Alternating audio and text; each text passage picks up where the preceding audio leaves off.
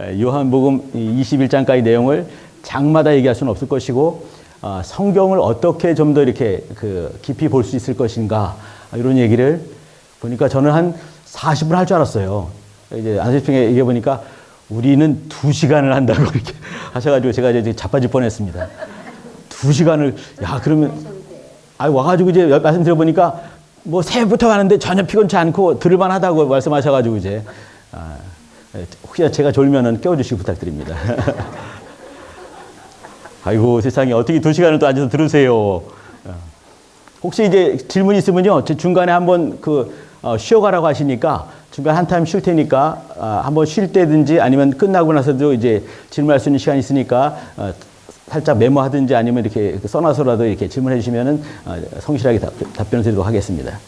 요한복음 중에서 정말 이제 소중한 구절이 있는데 다들 암송하는 구절인데 혹시 여기 주일학교 출신 계신가요? 권사님 주일학교 출신이세요? 우리 성막교요? 아니 아무튼 어디든지 주일학교 출신이세요? 대단하십니다. 주일학교 때 배운 얘기를 한번 하도록 하겠습니다. 배운 율동을 한 가지 하겠습니다. 저는 이제 제가 어느 부서 하는지 아시지요? 저는 6개 부서의 짱입니다. 예, 오늘은 이제 고등부 아이들하고 같이 예배를 드리고 왔는데, 미취학부는요, 기저귀를 방금 뗀 신빙이 형제님, 자매님들이 모여 계세요.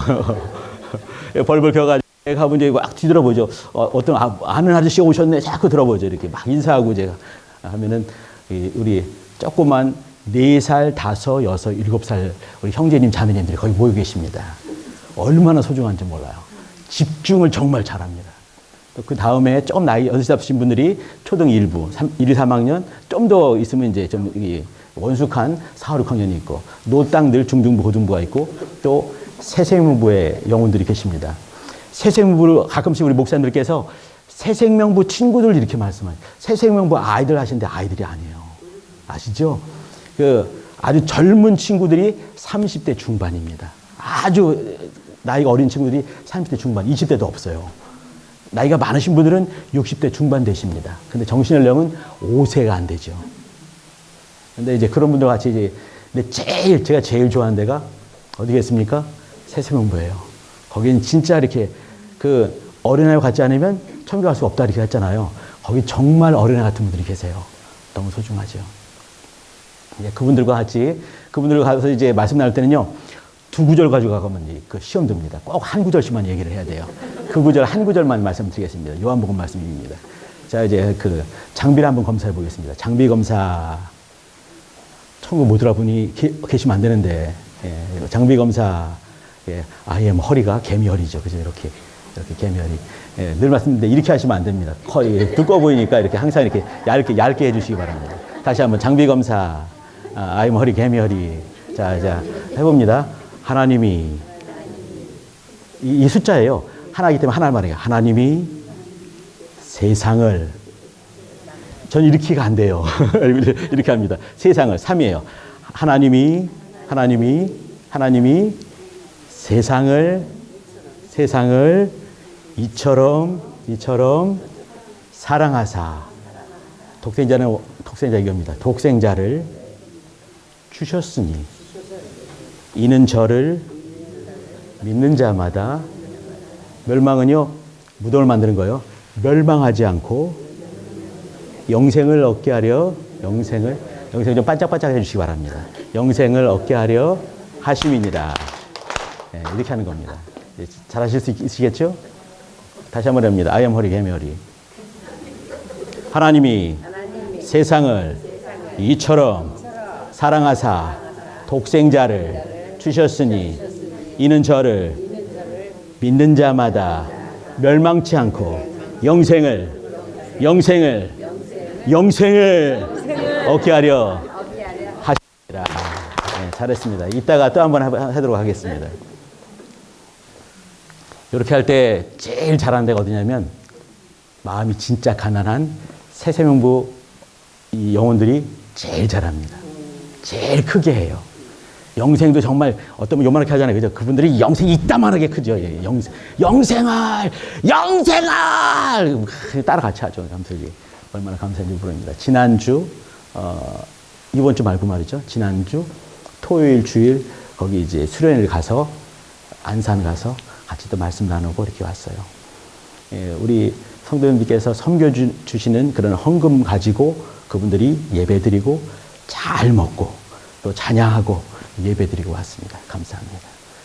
사실 이제 우리가 이렇게 신앙생활, 역지생활을 하면서 우리 교회가 더 단단해지는 모습들, 더 주님이 기뻐하는 교회가 어떤 거, 내가 추구하는 교회가 아니라, 내가 추구하는 뭐 교회 정치 형태가 아니라 주님이 기뻐하는 교회, 주님이 원하시는 교회가 어떤 교회인가 고민을 많이 하면서 만들어가는 게 개혁 아니겠습니까? 어떤 분이 갑자기 그렇게 하죠. 이제 우리 교회가 장로교회를 가야 됩니까? 아니면 침례교회를 가야 됩니까? 전 모르겠습니다. 중요한 건 그거 모르겠어요.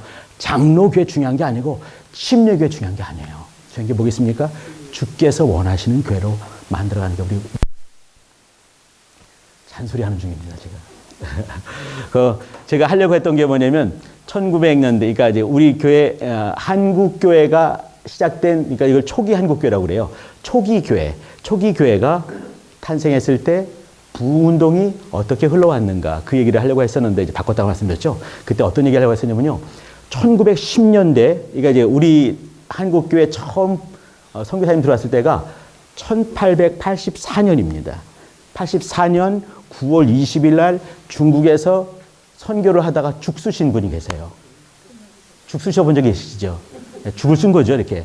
밥도 못 되고 죽 쓰고, 에이, 간두까 집어치울까 하다가 이제 한국, 이제 이 정부에서 이제 그때는 대한제국이었겠죠. 그죠? 근데 이제 조선이었을 텐데 조선의 왕, 어의로 이렇게 왔던 분이 알렌 선교사님인데 그분이 9월 20일 날 들어왔습니다. 이제 이렇게 흘러오게 되고 1885년 4월 5일 날 오후 3시가 중요합니다. 제물포항이라면 지금의 인천항이거든요. 거기에 언더우드, 아펜젤러, 또 이제 스크랜턴 대부인, 소부인, 스크랜턴 의사 이런 분들이 들어오게 되면서 한국교회 시작이 된 거죠. 근데 한국교회 이렇게 들어왔을 때 그 교회라는 것을 우리 한국 사람은 들어보지 못한 거죠. 이제 복음이란 말, 예수님이란 말 들어본 적 있겠습니까? 없는 거죠. 이렇게 돼가지고 이제 선교사님들이 와서 우리나라에 와서 역사를 하게 되고 한국교회가 탄생하게 됐습니다. 근데 그렇게 맞지만 처음에는 우리가 이렇게 종교성은 많이 있었지만 예수님에 대한 신앙은 뭐 절벽같이 없는 거 아니겠습니까? 이렇게 있다가 이제 우리나라의 교회가 탄생하게 되고 그러면서 이제 이렇게 진짜 우리나라의 교회가 탄생했지만 진짜 한국교회가 되는 것은 좀 나중 문제거든요. 처음 왔을 때 뭐겠습니까? 선교사님들의 교회였어요. 언더우드 목사님이 1887년에 9월 달에 이제 이렇게 그 세문안교회라고 신문내 교회라는 게 나오게 되고 아펜젤러 목사님이 그 다음에 15일 후에 정동 감리교회 탄생한 거 아니겠습니까? 이렇게 탄생을 했지만 그러나 눈 파라신 선교사님들이 안녕하세요! 이렇게 하시는 분이 이제 말씀 전하는 그 말씀 듣고 우리 교회 탄생하게 됐습니다. 근데 이제 이렇게 하다가 진짜 한국교회로 전환된 것은 제 생각에는 제가 이제 한국교회를 연구한 사람으로서 보게 되면 그전에도 많은 일이 있었겠지만 가장 중요한 일이 1907년 평양대 부흥운동 때 깊이 회개하게 되면서 그전까지는 그저 이제 그 회개하게 되면 하나님 제가 첩지를 했습니다. 또 어떤 하나님 제가 도둑질을 했습니다. 하나님 제가 또 누가 싸웠습니다. 뭐 이런 거 했겠죠. 그죠? 근데 진짜 근본적인 깊은 회개가 있게 되면서 우리 민족이 재탄생하게 된 1907년 얘기입니다. 근데 그때 1907년 역사했을 때 그 유명한 뭐 이게 전부 다 이제 평양에 있는 그 장대현 교회 중심으로 말씀드린 거거든요. 그러면 이렇게 선교사님들이 이건 중요한 게 아니에요. 이건 중요한 게 아니라 이거는 제가 할 뻔했던 거를 지금 미리 말씀드리는 겁니다. 이거 하려고 했는데 바꿨다는 얘기를 하겠습니다. 근데 이렇게 교회가 탄생하겠고 언더우드 막 이런 분이 계실 때 그때는 이제 그레암 리 목사님 막 이런 목사님들이 이제 선교사님들이 하셨을 때 그때 한국에 어떤 젊은 장로가 있었습니다. 그 당시에 37 먹은 앳된 장로죠. 근데 지금이야 37 먹으면 우리 보기에는 애 아니겠습니까? 그죠? 근데 그 당시는 어마어마한 장로님이었어요. 여기 딱 붙들고 그 기도할 때 말이죠. 이렇게 그 길선주 목사님인데 목사가 되기 전 그가 1907년에 안수 받습니다. 근데 1월 달에는 아직 장로님이었어요. 근데 여기서 붙들고 대표 기도하는 거예요. 그때 하나님 아버지 하게 되면 보통 이렇게 쓰나미가 올 때 앞에서 팍팍팍팍 무너지고 있었습니까? 그것처럼 하나님 아버지 막 회개하는 기도를 막 대표 기도해요. 그러면 여기부터 사람들이 팍팍팍팍 쓰러지는 거예요. 감동이 밀려오고 또 회개가 밀려오게 되면서 막 이분이 그저 하나님 아버지 한마디 했는데 막 회개가 이루어지는데 장대현 교회 이런 역사가 있게 되는 거거든요. 근데 이것이 평양대 부흥운동의 시작이에요. 근데 이분이 이렇게 하다가 1907년도에 한국에 처음으로 7명의 목사님들이 탄생하게 됩니다. 그 중에 한 분이 길선주 목사님인 거죠. 이때 얘기는 길선주 장로 37먹은 길선주 장로이고요. 근데 이렇게 1910년대는 길선주 목사님을 중심으로 해서 또 이제 이렇게 그 말세, 종말에 대한 말씀을 나누게 되면서 또 이제 이렇게 깊이 주를 알아갈 수 있는 그런, 그 전까지는 이제 이렇게 선교사님들 중심으로 해서 한다면 한국교회 목사님들과 또 한국교회 리더십들을 통해서 한국교회가 재탄생하게 되는 시간이 1910년도에 있었습니다. 예, 길선주 목사님으로 말미암은 사경회가 있었어요. 사경회 뭔지 아시죠? 그냥 회개 이것들아! 이것이 아니라 성경을 풀어가면서 하나씩 하나씩 잘 가리키는 그런 시간이 있었던 거죠. 이게 사경회 중심으로 이런 일이 있었습니다. 이게 10년대 얘기예요. 20년대에는 이 길선주 목사님 얘기는 길어지니까 줄 텐데 이분은 어떤 분이냐면 혹시 우리 권사님들, 장로님들 차력이 뭔지 아십니까? 차력? 그렇죠. 허리 이거 하는 거예요. 또 이 철사줄을 딱 묶은 다음에 힘 딱 주면 탁 부러지는 거. 그분이 이런 분이었습니다. 도사 출신이에요. 도사. 힘 주고 막 이렇게 막 모르 막 꼬여가지고 막 끌고 막 이거 있지 않습니까? 이런 거 도사 출신이거든요. 왜 도사였는가? 정말 도가 있는 것 같은데 그 뭔지 정말 연구하고 그러면서 금식하고 기도하고 새벽마다 일어나는 게 체질이 되신 분이에요. 그리고 새벽 기도를 시작하신 분 중에 한 분이 이 길선주 장로님.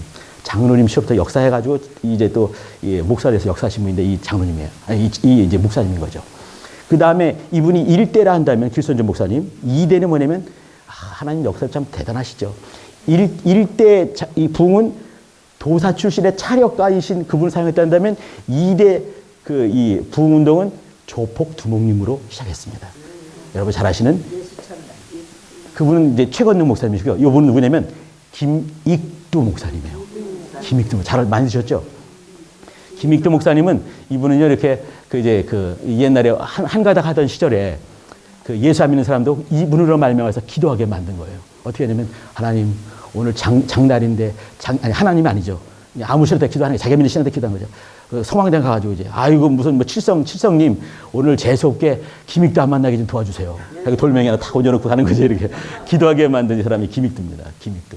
이분이 회개한 다음에 사람 때릴 수는 없는 거 아니겠어요. 이제 어느 날 가다 보니까 이제 그 전도하러 가는 중인데 어떤 사람이 술 먹고 딱 가다가 탁 만난 거예요. 그러니까 이 술 먹었기 때문에 이 사람이 누군지도 모르고 막 꼬장 부리고 막 에이 자식 막 꼬장 부리다가 이제 가버렸습니다. 근데 가기 전에 이 길선주 목사님이 목사입니다. 그때는 이제 평신도 시절이었는데 예수는 내가 믿었는데 네가 은혜를 받는구나.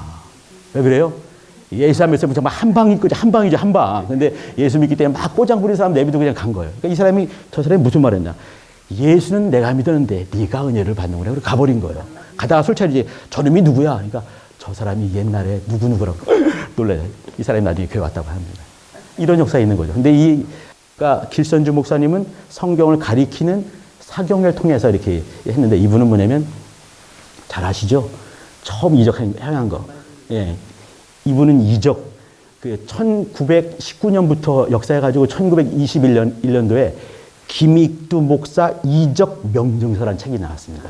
이게 뭐냐면 여러 이적을 많이 했는데 사람들이 안 믿으니까 그걸 가지고 이제 다 조사를 한 거예요. 어디 가니까 어떤 권사님, 어떤 장로님, 또 어떤 애가 어떻게 돼가지고 했다가 이제 사인 받고 막 그래 이제 이적 명증서를 냈어요.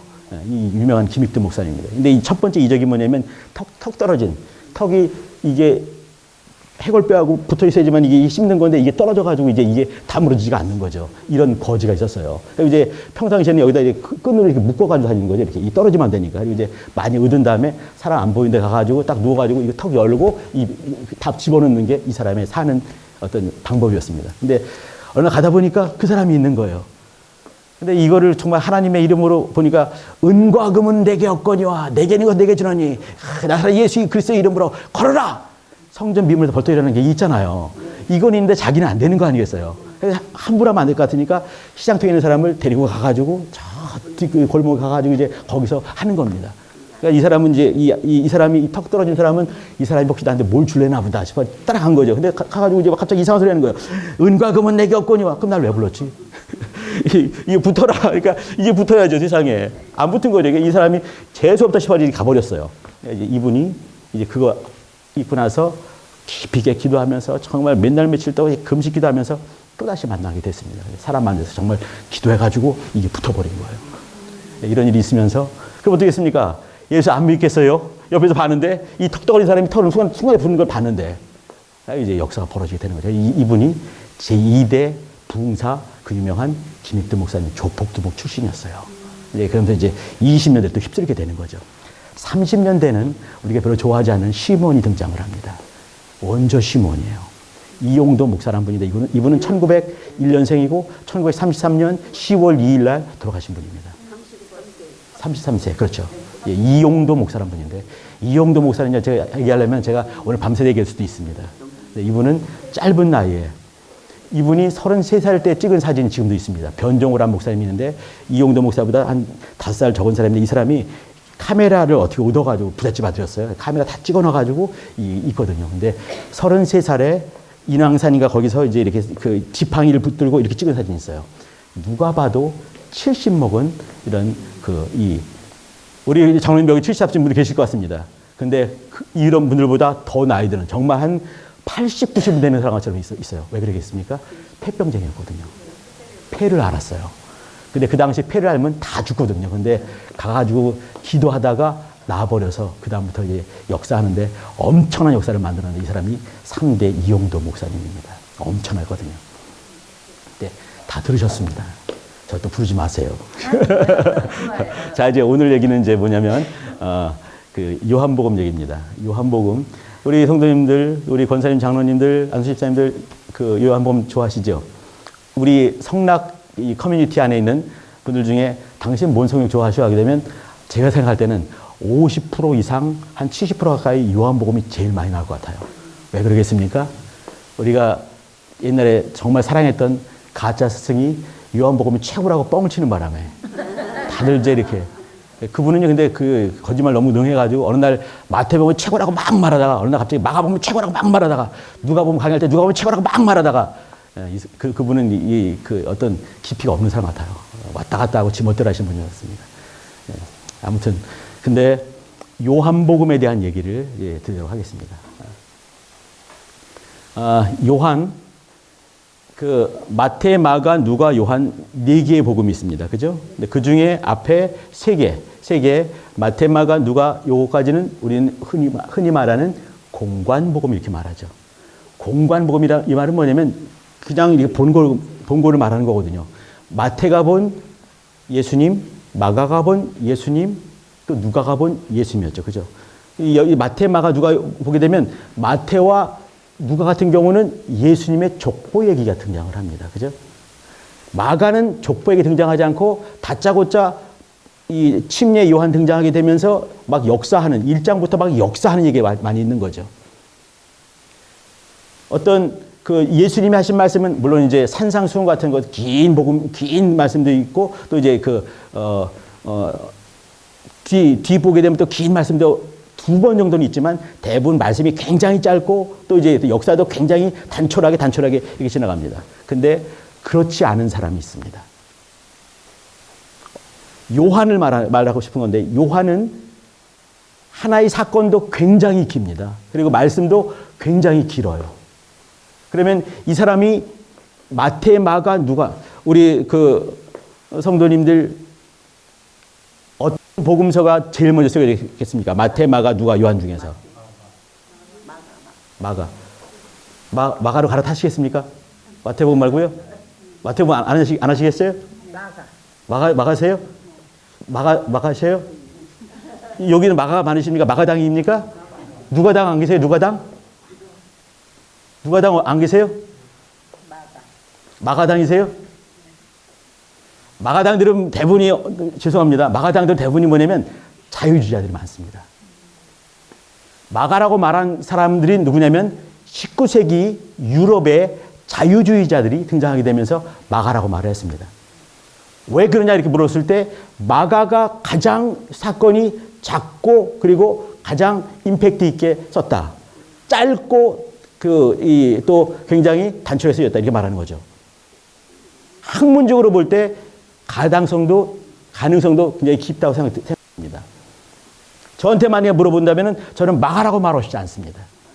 우리나라에도 뭐냐면 마태복음이 가장 먼저 쓰여진 사람이 상당히 많이 있습니다.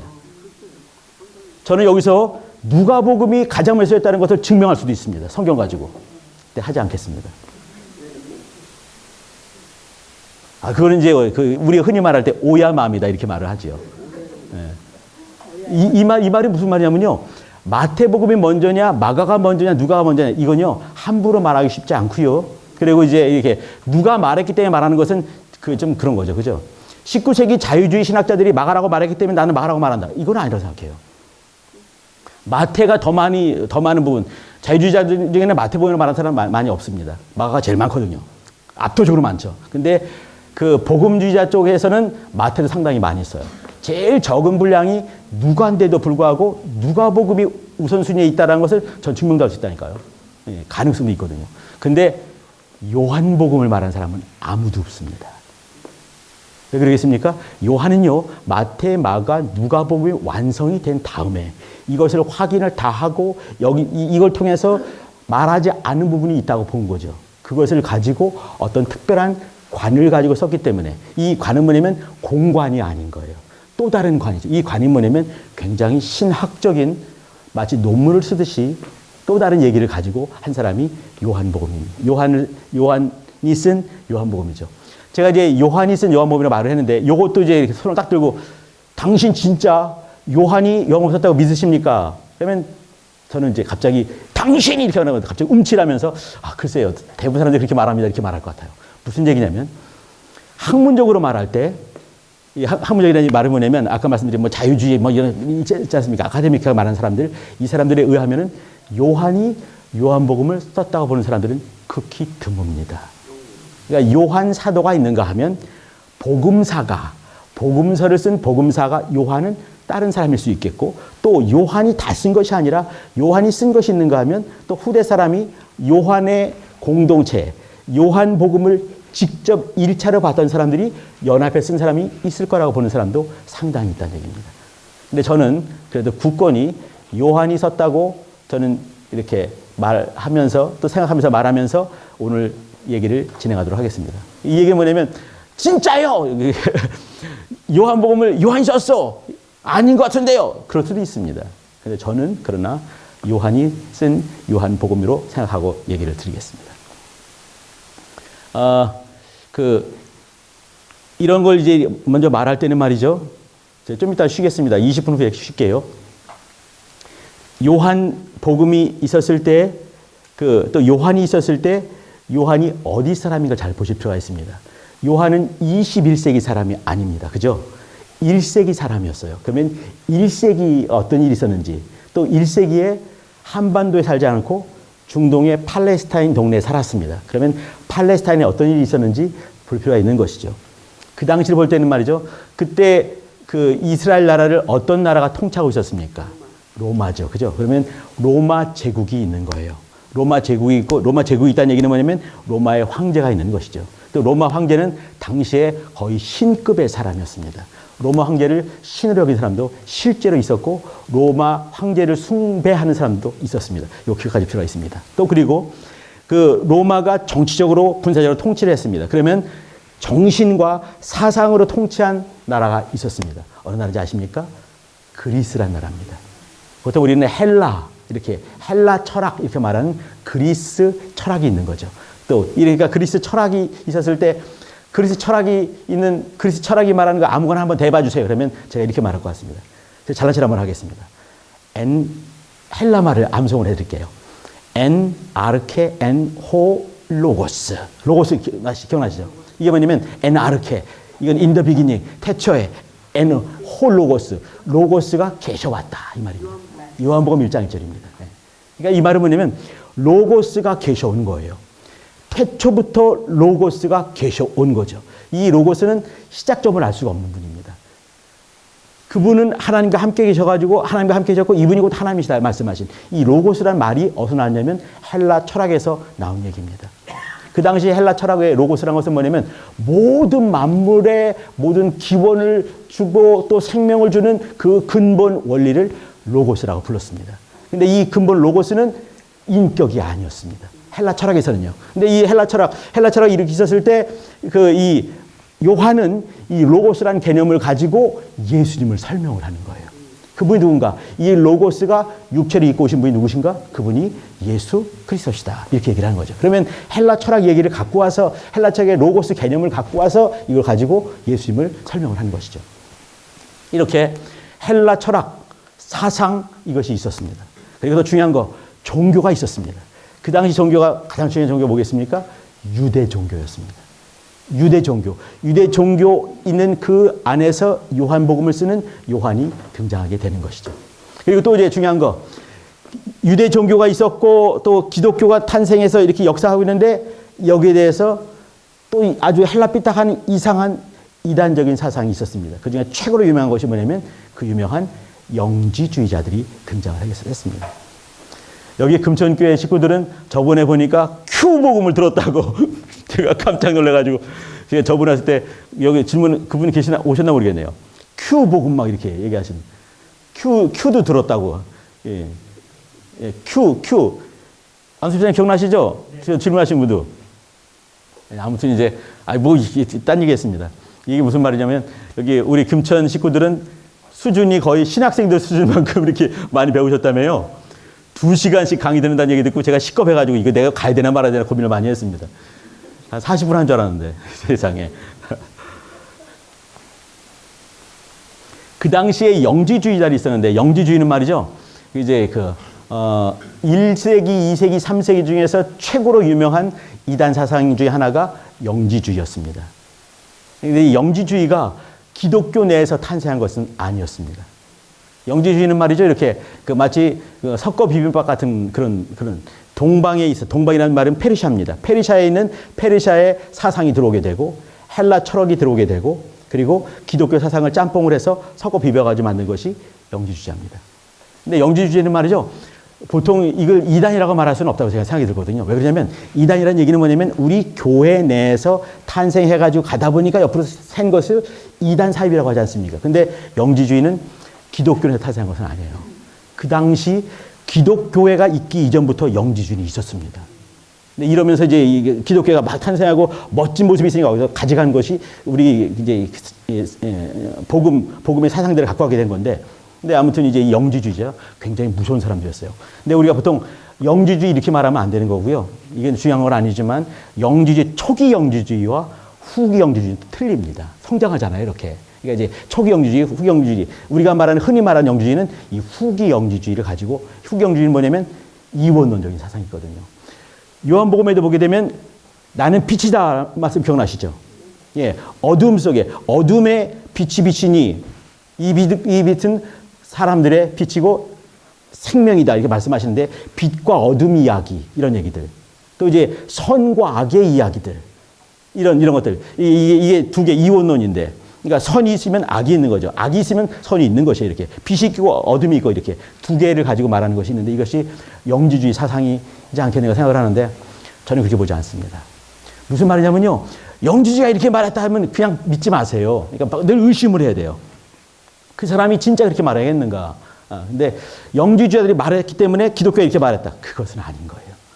영지주의가 먼저 있었지만, 기독교가 나중에 탄생했지만 이들이 또 가져간 것은 우리 가져가거든요. 근데 영지주의 사상 때문에 기독교가, 또 요한복음은 영지주의에 저항하는 그 복음이다 이렇게 말하는 사람 많이 있습니다. 이런 사람은 밥숟가락을 놔야 됩니다. 요한복음은요, 예수님을 말하는 것이지 영지주의에 대해서 저항하는 그 성경이라고 보면 안 되는 거죠. 그저 예수님을 증거하다가 이런 자들이 있었을 때 이렇게 말한 것은 있을 수 있어요. 그러나 어떤 것에 저항하는 복음이다, 그것은 아니라고 생각됩니다. 자, 아무튼 이제 이렇게 그 당시 그랬고, 또 가장 중요한 거 그건 뭐냐면 이 요한복음은 뭘 말하고 싶었냐면 교회와 그리고 생명을 말하고 싶었습니다. 오늘 기억하실 것은 뭐냐면 생명입니다. 요한은 뭐에 꽂혔는가? 그 사람은 생명에 꽂힌 사람입니다. 어느 날 요한과 예수님은요, 멀지 않은 친척이었습니다. 예수님이 불렀던 많은 사람들 12명이 있었잖아요. 그죠? 근데 이 사람들은 생전 처음 보는 사람 다 빼고 딱 나를 따라와라. 이렇게 한 것이 아니에요. 오다 가다 만나는 어부, 오다 가다 만나는 목수. 그 목수가 누구겠습니까? 예수님이었어요. 그러면 이 어부와 목수는요, 제가 깡시골에 살았었는데, 그렇게 안 생겼죠? 제가 시골 아주 깡시골 출신입니다. 경기도의 끄트머리, 경기도의 8분응선에서 제가 살았습니다. 저 이제 그 당시 제가 어릴 때 불이 안 들어왔습니다. 여기 살았어요. 여기서 몇 발짝 가게 되면 충청도가 되는 거예요. 이렇게. 여기 8분응선에 우리 목장이 있었습니다. 근데 거기 살면 말이죠. 한 사방의 모든 동네 사람들 다 알아요. 가다가 이제 무조건 만나면 무조건 인사를 해야 돼요. 할아버지, 할머니 다 아니까. 그분들은 우리 집에 숟갈 몽댕이가 몇 개인지 다 아시는 분들이에요. 우리 아버지가 누군지 다 아는 거죠. 동네 사람들 다 나사렛 동네 사셨습니다. 그러면 나사렛 동네, 지금 서울은 이제 옆에 사람 누군지 모르잖아요. 근데 시골은 그렇지 않습니다. 그저 다 알거든요. 지금 응애하면, 옆집 사는 이 셋째네 그 둘째 아들이 지금 울고 있구나. 다 알아요. 오집 샀나 보네. 다 아는 거거든요. 근데 예수님 당시 2000년 전에 더 그랬을 것입니다. 그러면 오다 가다 만나는 베드로는 예수님과 틀림없이 잘 알고 있었을 것입니다. 그리고 요한과 야고보, 그리고 이제 예수님이 있지 않습니까? 그럼 이 사람들은 거의 이종사촌지간으로 보고 있습니다. 틀리지 않을 것 같습니다. 굉장히 가까운 친척인 거예요. 근데 가다가 갑자기 이제 이렇게 딱 사촌형이 요한아, 나를 따라오너라. 네. 아유, 감사합니다. 이러면 안 되는 거예요. 아니, 그 어부가 목수를 뭘 보고 쫓아가겠어요. 권사님, 참 믿음이 좋지만 그러면 안 됩니다. 장로님이 보고 계십니다. 있을 수가 없는 일이거든요. 아니, 뭘 빌고 따라가겠습니까? 그죠? 그 목수를. 근데 다른 게 있는 거예요, 예수님은요. 예수님이 불렀을 때 요한과 야고보가 어떻게 따라갔을까? 납득이 안 되죠. 나중에 처음 가서 이제 요한 만나면 당신 그때 무슨 밥 먹고 따라갔어? 한번 여쭤보시기 바랍니다. 요한이 아마 말할 것 같아요. 그때 왜 그러냐면 말이지! 얘기할 것 같습니다.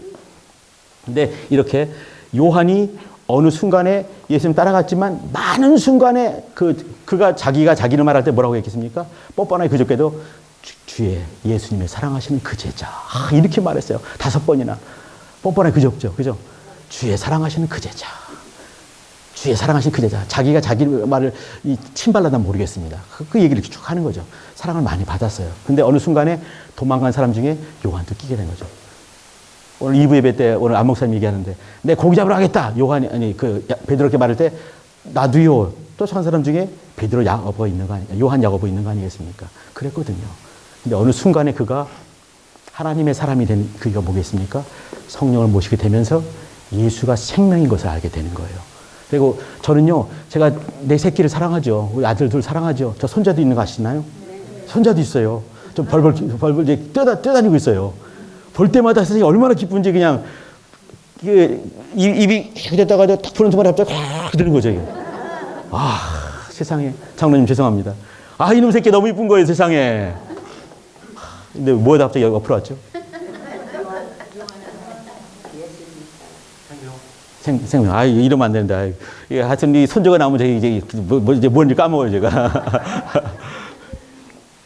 근데 아무튼 제가 뭐 하는지 모두 까먹었는데, 세상 어디로 가야 되나, 이게. 그냥 딴 길로 가겠습니다. 요한이 어느 순간에 예수를 만나게 되면서 생명을 알게 되고, 그리고 생명이 어떤 것인가를 증거하는 그 사람이 됐습니다. 네. 여기 이제 요한 얘기를 잠깐, 이 얘기 이제 제가 하도 많이 했을 때, 여기 암기할 정도 좀 또 한번 들어주세요. 요한이 12명 제자들이 자기 형제 야고보는 제일 먼저 죽었습니다. 이제 사도행전 12장에 죽지 않습니까? 목 잘라 죽는 거예요. 제일 먼저 죽고, 그 다음에 한 명씩 다 죽었습니다. 다 죽고 이제 자기만 남아있는 거예요. 근데 요한만 남았어요. 요한을 또 잡아다가 이제 그 다음에 이제 황제 때 먼저 말하면 제가 할 말은 뚝 떨어집니다. 기름 가마에 집어넣은 거 아니겠습니까, 세상에. 근데 왜 그러겠어요? 죽이는 거고요. 중요한 건 뭐냐면 이걸 보면서 결국 예수를 부인하게 만드는 거 아니겠습니까? 그죠? 요한의 제자가 나중에는 유명한 사람들이 폴리캅이라는 사람이 있는가 하면 이그나티우스라는 사람이 있어요. 두 사람도 처참하게 죽거든요. 요한이 사도고 이 사람들은 속사도라고 불려요. 이 사람 제자가 또 있어요. 이레니우스라고 또 이제 이 파리 리옹에서 역사한 사람들인데 이런 사람들이 전부 다 순교를 하는 거예요. 근데 요한은 안 죽는 거죠. 우리 성도님 잘 아시죠? 왜 안 죽겠습니까? 사명이 남아있어서 못 죽는 거예요. 죽을 수가 없는 거죠. 아직 뭘 못 썼겠습니까? 계시록을 못 쓴 거예요. 반모섬에 갖다 던져놨을 때 반모섬에서 또 이제 주의 안식구 첫날 주의 날에 이상이 보이게 되면서 보여주신 것이 있는데 그 유명한 요한의 계시록을 보게 되는 거죠. 그걸 쓰고 그 다음에 편안하게 죽은 사람이 순교가 있는가 하면 순사가 있는데 순사했다 해서 이제 요한이 되는 거죠. 그러니까 요한 죽이려고 하는 것 중에 기름 튀기는 것도 있지만 또 하나는 뭐 독배 먹이는 거 있죠. 그죠? 독배 먹이는 거. 독배를 먹이는데 그 의사한테 가장 강력한 독을 해와라. 그랬더니 사발에다가 먹고 막 피 타고 죽는 거 있지 않습니까? 사약이잖아요. 근데 그걸 딱 갖고 와서 먹였는데 딱 먹고 그러면 피를 팍 타고 죽어야 되는데 가만히 입 다시고 가만히 있는 거예요. 안 죽는 거예요. 왜 안 죽겠습니까? 다시 말씀드려요. 요한계시록이 있어가지고 그죠? 그러니까 아니 세상에 이걸 먹고 죽어야 되는데 의사 데리고 와라. 의사 데리고 왔어요.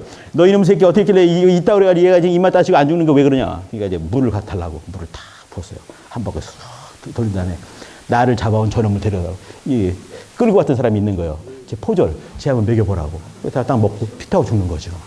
이 독이 얼마나 센지 여기에 묻어있는 걸 통해서 돌리고 먹여도 피 타고 죽는 건데 안 죽는 사람이 있었기 때문에 이 사람을 어떻게 해요? 갖다 던진 곳이 반모섬이었죠. 반모섬에서 그렇게 있으면서 요한 계시록을 쓰게 되는 것이죠. 그러니까 우리 성도님 잘 아시는 것처럼 요한의 복음이 있고 1, 2, 3서가 있고 계시록이 있는 거죠. 요한복음은 뭐냐면 태초에 말씀이 계시니라. 이 말씀이 곧 하나님이시니. 아유, 큰일 났네, 이 세상에. 아이, 자꾸 헷갈리잖아요, 권사님. 이게 태초부터 계신 말씀, 로고스를 말씀하는 거거든요. 그죠? 이제 요한 1서, 2서, 3서는요, 요한 1서는 일반적인 교회에 말했지만, 요한 2서는 이거는 어떤 부녀에게 쓴, 이름이 안 나오지만 여인, 어떤 부녀, 여 집사님 혹은 여 권사님에 쓴 서신이 이겁니다. 세 번째는 가이오라는 어떤 사람이죠. 이거를 가이오서라고 할 만큼 어떤 사람이 있는 거예요. 이렇게 요한 1서, 2서, 3서가 있죠. 이거는 교회와 여자 집사님, 남자, 또 이제 가이오를 쓴 거예요. 마지막 계시록이 있습니다. 계시록은 19장부터 보게 되면요. 참 좋은 말들은 다 나쁜 놈들 다 써먹는데 신천, 신지가 등장을 해요. 그죠? 신천지. 근데 이것을 신천, 신지가 확 펼쳐지게 되면서 요한복음 19장, 20, 21, 22장 마지막에 영계가 열어지게 되고 그리고 세계가 끝나는 거죠. 그러면 요한복음은요, 이렇게 태초부터 계신 인생과 우주가 없었고 하나님 아버지가 계셨고 예수님만 계신 이 태초의 말씀이 계시니라. 이 말씀이 하나님과 함께 계셨으니 이 말씀이 곧 하나님이시니라 라고 말한 요한복음 1장 1절. 처음 영계의 시작. 그러니까 연계 시작도 아닌 거죠. 연계도 없는 거예요. 말을 잘못했어요. 말을 잘못했어요. 연계도 없는, 물질계도 없는 하나님만 계시는 것으로 시작한 것이 요한의 복음입니다. 그리고 교회에 대한 서신이 세 개가 있고요. 그리고 요한 계시록은 세상의 끝 아니겠습니까? 물질계가 닫혀지게 되고 연계가 확 열리는 걸로 끝나는 거죠. 요한 기가 막힌 사람인 거예요. 제가 오늘 고등부하고 말씀 나누는 것이 어땠냐면 민수기 24장 16절입니다. 또 한번 또 율동을 한번 할까요? 또 좋아하시네. 좋아 문제 안 하는 거죠. 이게 뭐냐면 이겁니다. 하나님의 말씀을 듣는 자가 말하고 지극히 높으신 자의 지식을 가진 자, 또 전능자의 이상을 보는 자, 엎드려서 눈뜬 자가 말하노니 이 말입니다. 제가 중요하게 여기는 것은 저는 그런 사람이 되고 싶어요. 엎드려서 눈뜬 자가 되실 필요가 있는 겁니다. 영계를 보는 사람이고요. 태초부터 계신 말씀을 보는 자고요. 또 하나님의 음성을 듣는 자고요. 또 전능자의 이상을 보는 영안 뜬 하나님의 사람이 되는 겁니다. 제가 이제 며칠 전에 어떤 분이 카톡을 보내왔어요. 이렇게 딱 보니 카톡이에요. 거기 보니까 여기 뭐가 있는데 보니까 손주 얼굴 왔어요? 딱 보니까 뭐가 있냐면 이 소리가 어떻게 들립니까? 나오는 거예요. 이제 똑같은 말을 한마디 들린 거죠. 근데 저는 그냥 A로 들리는 거예요, 이렇게. A 이렇게 들리는 거죠, 이렇게. 근데 제 젊은 우리 아들 막내들한테 물어봤습니다. 걔가 30 먹은 놈이에요. 누구누구야? 이거 어떻게 들리니? 그러니까 이렇게는 안 들리고요. 죄송합니다. 이렇게 안 들리고요. 이렇게 들리는데요. 이 얘기 뭐냐면 이 나이를 먹을수록 듣는 주파수가 달라지기 때문에 어떻게 말한다 하더라도 이렇게 안 들리고 이렇게 들린다는 거예요. 젊은 애들은 좀 더 낫기 때문에 이렇게는 절대로 안 들리게 들린다는 얘기죠. 제가 좀 당장 보여줄 수 있는데 아마 그럼 여기 다 이걸로 들리겠죠, 저같이. 근데 이렇게 들린다는 거죠. 이 얘기는 뭐냐면 우리의 청신경은 온전치 못합니다. 못 듣는 것이 있는 거예요. 잘 아시죠? 돌고래가 듣는 거, 박쥐가 듣는 거 우리 못 듣지 않습니까? 그죠? 우리 눈은요, 빨주노초 파란보만 보이는 거예요. 이제 그 자외선, 적외선은 안 보이는 거죠. 근데 이런 것도 다 있는 거지요. 하나님은요, 이걸 다 만드신 분이세요. 아, 이해가 안 된다고. 그럴 수 있죠. 이해가 되면 되겠습니까? 우리 머리로 이해되시는 분은 하나님이 아니세요. 하나님은요, 우리 머리로 절대로 이해가 안 되는 것입니다. 우리가 구원받기 합당할 만큼 우리가 열어주신 것이지, 하나님 이해가 안 됩니다. 당연하지. 당신이 뭐라고 하나님을 이해해. 우리 이렇게 말할 수 있어야 되는 것입니다. 우리가 쭉 살아봤자 120 살기 쉽지 않습니다. 그죠? 그러나, 권사님 꼭 120을 넘기시기 부탁드립니다. 근데, 우리는 살아봤자 그밖에 100살 왔다 갔다 하겠죠. 그죠? 근데 하나님은 영원하신 분이세요. 우리 머리로 다 아는 것처럼 교만 떠는 것은 정말 아니라 생각이 됩니다. 근데 어느 순간에 요한은 그걸 넘어버린 사람이에요. 이게 이제 태초에 말씀이 계시라 시작할 수 있는 사람이었고, 영계, 물질가 다 닫히고 신천지지가 확 열리는 걸 본 사람이 요한이었습니다. 요한은요, 예전에 마가복음 보게 되면, 3장에 보게 되면 그 사람 별명이 등장을 합니다. 별명, 다들 갖고 계시죠? 그 사람 별명이 뭐냐면, 우레의 아들입니다. 우레의 아들. 예. 우리 아들 뭐겠습니까? 이 성질이, 죄송합니다, 개떡 같은 거예요. 우리 셋째 이모부가 어부였습니다. 어부였는데 이제 모처럼 만에 집에 들어왔는데 우리 큰 형님이 짹짹거리고 우는 거예요. 조그만 어릴 때였습니다. 막 우니까 치아라마. 또 막 울어요. 치아라마 얘가 알아듣나? 이 조그만 이 형님이 어리세니까 그만해라. 근데 막 우니까 딱 들어가지고 창밖으로 확 던져버렸습니다. 근데 그때 포항에 마침 눈이 와가지고 살았다는 얘기를 제가 이모한테 들었습니다. 이런 분이 누구겠습니까? 지랄 맞은 우리 아들이에요, 우리 아들. 보아너게 우리 아들입니다. 근데 이런 성품이 누가 있었나요? 요한과 야고보가 이런 성격이 있는 거예요. 예수님과 같이 이제 이렇게 갈릴리에서 복음 전하다가 이제 이렇게 사마리아 지역을 통하다 보니까 사마리아 사람 믿질 않는 거죠. 그러니까 한마디 했습니다. 예수님, 왜? 하늘에서 불을 명예를 다 까실러 죽여버릴까요? 이렇게 말할 사람이 누가 있겠습니까? 요한이었습니다. 근데 요한이 어느 순간 예수를 깊이 만나고 생명을 경험한 이후에는 사랑의 사도가 되는 거죠. 요한이 기른 사람 중에 정말 사람이 될 만한, 죄송합니다, 인재가 될 만한 사람이 하나 있었어요. 근데 이 사람이 이 인재감이 어느 날 갑자기 잘 있다가 산적이 돼버리고 말았습니다. 그러니까 이제 요한이 이제 복음 전하다가 왔어요. 보니까 내 사랑하는 그 인재감이 어디 있느냐 물었어요. 그러니까 막 말을 잘 안 하는 거니까 물어보니까 산적이 됐다는 거예요. 가가지고 이제 쫓아가는 거죠. 그러니까 막 도망가요. 낯짝이지. 늙은 수염이 하얀 이 요한이 쫓아오는 거예요. 막 하니까 스승님 가세요. 도망가는 거니까 막 울면서 사랑하는 누구야 쫓아가가지고 데리고 온 사람이 요한이었어요. 요한이 이제 나이 많이 먹어서 더 이상 쓸 수가 없는 겁니다. 여기 못 쓰는 거죠. 그러니까 이제 그래도 이제 요한 선생님 앞에 서라고 그러니까 서가지고 이제 한마디 하죠. 벌벌 떨면서 이제 나이가 많이 먹었어요. 벌벌 떨면서 이제 형제님, 자매님 사랑하십시오. 주께서 원하신 것은 이것 이상은 없습니다. 했던 사람이 누군가요? 옛날에 보아너게 지랄 맞은 요한이었습니다. 이게 뭐냐면 이 우레의 아들이 사랑의 사도가 되는 거죠. 어떤 일이 있었을까요? 그 문제입니다. 그게 뭐겠습니까? 생명을 만났기 때문에 가능한 것입니다. 자, 다시 이제 5개 서신 이제 기억해 주시고요. 요한 얘기. 네, 여기. 네. 제가 7이라는 얘기를 말씀드리겠습니다. 7은 완전수죠. 아유, 모르는 게 없어요. 세상에. 어떡하나, 이게 세상에. 내가 괜히 왔나 봐. 시험 들겠네. 자, 그 이름 뭐냐면, 하나님의 유일 숫자입니다. 그죠? 이것도 유명한 거 아니겠습니까? 또 2가 뭐냐면 증거의 숫자입니다. 증거 숫자란 말은 뭐냐면 특별한 일이 있을 때 증인이 2명이 있지 않고는 뭐 장로님들 재판할 수가 없게 됩니다. 그죠? 그 성경도 뭐냐면 두 쪼가리가 있죠. 신약과 구약이 있으면서 예수를 증거하는 이 증거 숫자입니다. 3이라는 것은 뭐냐면 이것도 이제 완전 숫자죠. 보통 우리는 유대인 개념은 일 개념이지만 우리 기독교 개념은 삼위 하나님, 삼일체 하나님이 있지 않습니까? 그죠? 그리고 4라는 개념은 뭐냐면 이건 세상의 숫자입니다. 세상 땅의 숫자예요. 뭐냐면 동서남북, 또 이제 춘하 추동, 봄 여름 가을 겨울. 그리고 이제 복음서가 3복음서일까요? 4복음서일까요? 4복음서죠. 그죠? 그리고 이제 계시록이나 또 이제 에스겔에서 보게 되면 어떤 그 유명한 성물, 그 짐승들이 나오는데 이 네 가지 얘기들이 있습니다. 이게 뭐냐면 세상의 숫자, 이 땅의 숫자 이거예요. 자, 그리고 5가 뭐냐면 희생의 숫자입니다. 이 때문에 5가지 제사. 그리고 이제 구약적으로 보게 되면 모세 6경이 아니고 모세 5경 이렇게 말을 하죠. 그죠? 6경이란 말도 이렇게 쓰긴 씁니다. 근데 5경 이렇게 말하죠. 희생의 숫자예요. 6은 뭐냐면 7을 먼저 말을 해야 됩니다.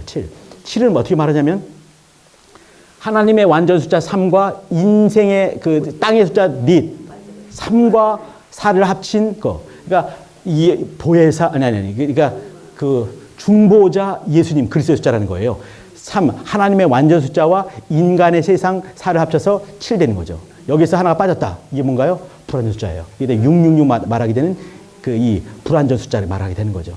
뭐 다 숫자 다 의미가 있습니다. 근데 이제 굳이 이제 7을 말하는 이유가 있어요. 왜 7을 말하냐면 요한이 7에 꽂혀 있는 사람입니다. 요한의 계시록을 보게 되면 7 대접, 7 나팔, 저주 얘기들, 7 교회, 7 별 기억나시죠? 이게 뭐냐면 7에 꽂혀 있습니다. 이 사람 뭐냐면 뭔가 말하고 싶을 때 굳이 7개를 딱 들어서 말을 하는 것이 있는 거예요. 이게 왜 그런가? 이거는 뭐냐면 완전 숫자라는 개념과 그리고 그리스도 숫자라는 개념을 가지고 하지 않았겠는가라고 보고 있는 것이에요. 분명합니까? 분명한 것 같습니다. 제가 이제 요한복음에는 7이라는 숫자는 등장하지 않습니다. 그러나 7이라는 것이 밑바닥에 깔려 있어요. 제가 그걸 하나씩 말씀드리도록 하겠습니다. 그리고 이 핵심을 봐주시기 바랍니다. 이게 뭐냐면 요한은요, 7을 말씀드렸어요, 이미. 요한은 요한복음에 보게 되면 믿음, 표적, 진리, 생명, 거하다. 이것에 믿음 많이 나오죠. 그죠? 표적이 뭐겠습니까? 표적은요, 이게 딱 나타났을 때 이것이 중요한 게 아니에요. 이것을 드러나게 했던 저 뒤에 누가 계시냐 이 말이죠. 이적이 있다. 그 나사로 살아났다. 어머 나사로가 그게 아니라 나사로 살린 분이 누구시냐? 그 뒤에 계신 분이 계신 거예요. 예수입니다. 그럼 예수님이 어떻게 인간 나사렛 예수가 어떻게 살리겠냐? 그럼 이분 누구시겠는가? 하나님 아니냐? 이 말을 하는 거거든요. 표적이란 말은 세메이온이란 말인데 또 혹은 영어로 말하면 사이란 말입니다. 우리 한자로 해야 되면 표적인 거죠. 이 표적은 뭐냐면 뒤에 어떤 분인가, 이분이 과연 어떤 분이기에 이런 표적을 행했는가, 이런 말씀하셨는가, 표적을 말하는 것이죠. 진리는 말할 것도 없고요. 사랑은 뭐냐면 이 사람은 본래 보안역의 우레의 아들이었습니다. 성질 개떡 같은 사람이었어요. 그런데 어느 순간에 사랑의 사도가 되는 얘기. 그리고 이제 생명은 제가 오늘은 이 얘기 때문에 이 얘기를 시작한 겁니다. 이 사람은 뭐에 꽂혀 있는가? 물론 7 숫자. 그러나 정말 중요한 것은 생명을 말하기 위해서 7을 말하는 얘기를 하게 되는 것이죠. 걱정하지 마시기 바랍니다. 저는요 3시 되면 딱 끝내요. 하다 말고 딱 끝나고 그냥 갈 겁니다. 걱정하지 마세요. 자, 요한복음의 7 이야기를 시작하겠습니다. 여기 보게 되면 많이 나오죠. 다 써놨으니까 이제 보시면 됩니다. 나는 생명의 떡이다. 보이시죠? 나는 세상의 빛이다. 8장 써 있는 거 다 보이시죠? 나는 양의 문이다. 선한 목자다. 부활 생명이다. 길 진리 생명이다. 참 포도나무다. 자, 여기서 가만 보시게 되면 거기 나는 떡이야 이렇게 말하지 않았어요. 나는 생명의 떡이다. 여기 또 이제 보게 되면 나는 빛이야 라고 하지 않았어요. 앞에 꾸며주는 말이죠. 그죠? 세상의 빛인 거예요. 나는 문이야 이렇게 말할 때 하나님만 다니는 문이 아니라 양이 들어갔다 나갔다 하는 문인 거예요. 이건 또 기가 막힌 얘기들이 있는데 이 히브리 사람, 옆으로 세면 또 안 되는데 히브리 사람들은 말이죠. 문이다 이렇게 말할 때 목자가 있지 않습니까? 목자가 이렇게 이제 자기네 집에 왔을 때 목자가 딱 들어가서 문을 딱 걸어 잠그고 또 자기네 집에 가서 잘 수가 있잖아요. 근데 목자들, 진짜 목자는 그렇지가 않는 거예요. 양을 다 끝부터 다 들여보낸 거죠. 다 들여보내고 문에서 자기가 자는 거예요. 내가 문이다 이 말은 뭐냐면 여기 자기가 어디서 자냐면 집에 들어가 자지 않고 양을 뒤로 보내놓고 양이 나갈 수 있는 그 문에 거기다 놓고 거기 자는 거예요. 양이 나가려면 자기를 타넘고 넘어가거나 아니면 그 사꾼이나 이 사람도 자기를 타넘어가야 되는 거죠. 이렇게. 이게 나는 문이다. 이 말은 우리는 잘 이해가 안 되지만 히브리 사람들은 그냥 이해가 되는 거예요. 아, 그런 말이구나. 이렇게. 아무튼. 선한 목자 이런 말들이 있습니다. 이런 말 속에 뭐냐면 중요한 것들이 뭐냐면 세상에, 양에, 선한 이런 말들이 중요한 것들이에요. 예수님께서 나는 뭐다 이렇게 말씀했을 때 이거는 뭐냐면 에고 에이미 한번 해보시죠. 에고 에이미 이건 뭐냐면 I am 이 말입니다. I am the Lord, I am the truth, I am the life 이렇게 말할 때 이렇게 나는 뭐다 이거거든요. 근데 저는 이인재입니다. 딱 하면 우리 권사님이 그래서요. 이거거든요. 그래 당신 이인재인데 뭐 어쩌라고? 저는 사람입니다. 그래서요. 이거거든요. 근데 예수님께서는 나는 빛이다. 근데 우리는 그래서요. 이게 아닌 거예요. 하나님께서 나는 스스로 있는 자니다. 이렇게 했어요. 그래서 어떤 사람이 그래서요. 이게 아닌 거죠. 그냥 그것이 그냥 확 오는 거예요. 이거는 누구만 할 수 있는가? 인생이 말할 수가 없는 거예요. 오직 하나님만 할 수 있는 에고 에이미. 이제 히브리 말은 이제 에퀴에라 말이 있는데 이건 뭐냐면 I am 이 말이거든요. 나는 뭐다 이 말이에요. 에퀴에 아쉐르 에퀴에 히브리 말입니다. 이게 뭐냐면 에고 에이미 나는 뭐다 I am that I am 아니 혹은 I am who I am 이 말이거든요. 근데 이거는 하나님만 할 수 있는데 이거를 주님께서 나는 생명의 떡이다 그러면 그래서요 그게 아니라 나는 저분을 먹어야 되는구나. 저의 살과 피를 먹지 않으면 죽는구나 이거죠. 나는 빛이다. 나는 빛 가운데 가기 위해서는 그분께 가까이 나가야 되는구나. 이것이 있는 거예요. 여기서 주님께서 I am, 에고 에이미, 에퀴에, 아쉐르 에퀴에 이렇게 말할 때는 뭐냐면 주님께서 자신을 이렇게 감춰있던 건데 이렇게 다 끄집어내서 싹 보여주는 거예요. 빛이다. 목자다. 생명이다.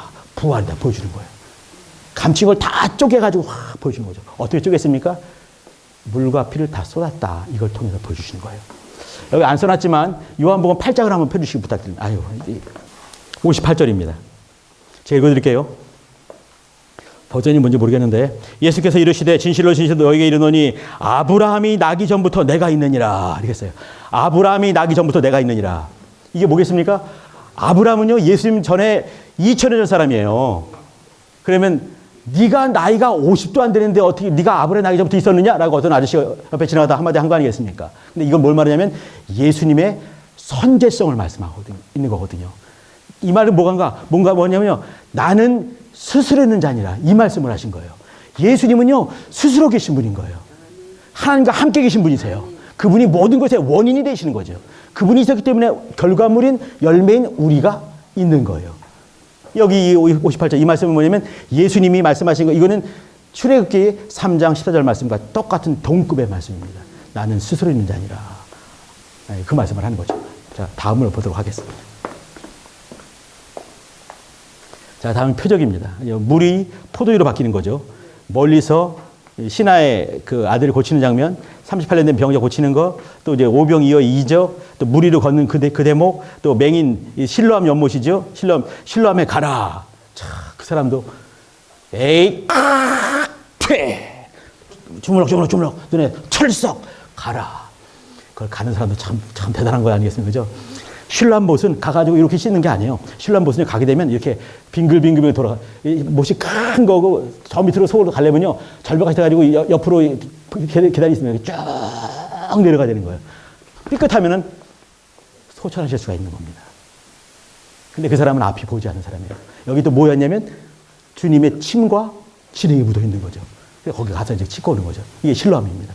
보냄을 받았다. 이 얘기죠.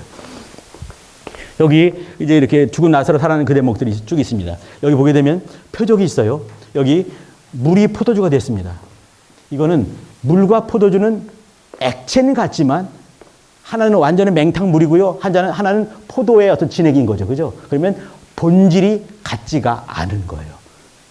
근데 예수님은 본질을 초월할 수 있는 분이십니다. 우리는 물은 물이고 포도주는 포도주인 거예요. 근데 주님은 그렇지 않은 분이에요. 한번 보세요. 멀리서 신을 보셨어요. 멀리서 이 말은 뭐냐면 한참 갈 수 있는 거예요. 이건 뭐냐면 거리까지 초월할 수가 있어요. 요즘은 이제 거리를 초월하죠. 이제 딱 전화 띵띵 눌러가지고 이제 딱 당신이야, I love you. 딱 이럴 수 있죠. 근데 그 당시에는 그게 안 돼요. 근데 거리를 초월할 수 있는 분이십니다.